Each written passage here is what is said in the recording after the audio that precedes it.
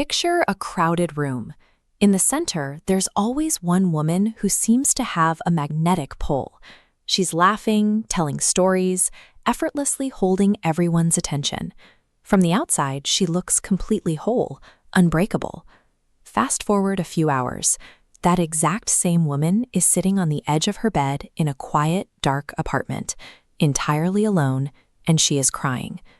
Dozens of people spent the entire evening captivated by her, yet not a single person stopped to ask her, "How are you, really?"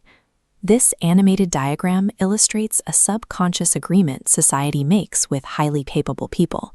We look at someone projecting total self-sufficiency, and we assume they simply don't need our help. When that strong friend goes through a breakup, people assume she'll bounce back.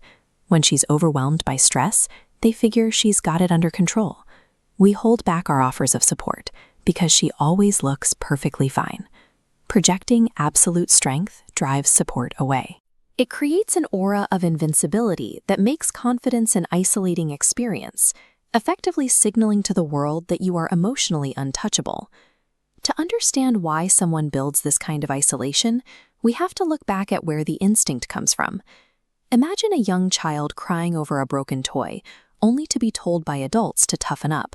She learns a specific lesson. Showing emotion is a weakness, and having feelings makes you a burden to others. Looking at this model, you can see how the mind reacts.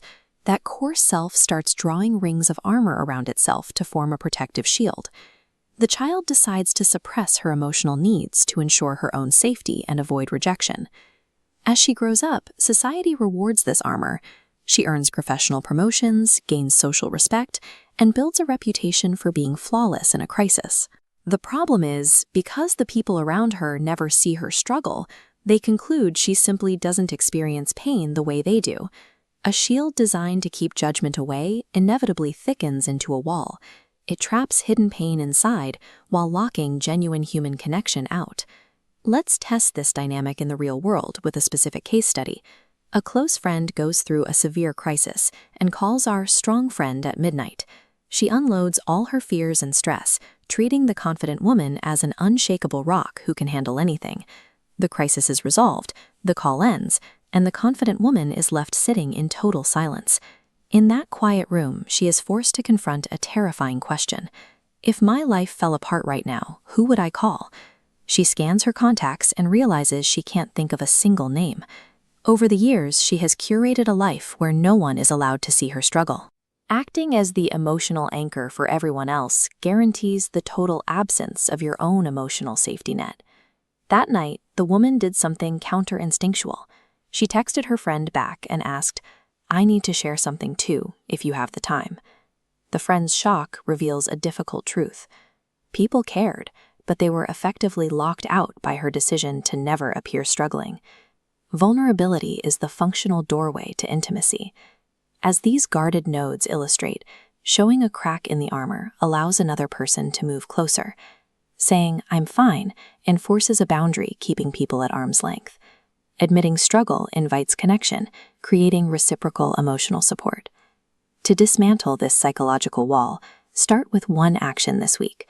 Share a single difficult feeling with someone you trust, just one crack in the armor. Second, replace "I'm fine" as your automatic conversational reflex with an honest update, no matter how small. Third, pay attention to who responds. Identify which relationships respect this exposed vulnerability and invest your emotional energy there. Maintaining an image of flawless strength earns respect, but dropping the shield is the only way to earn true connection. A complete life demands the courage for both.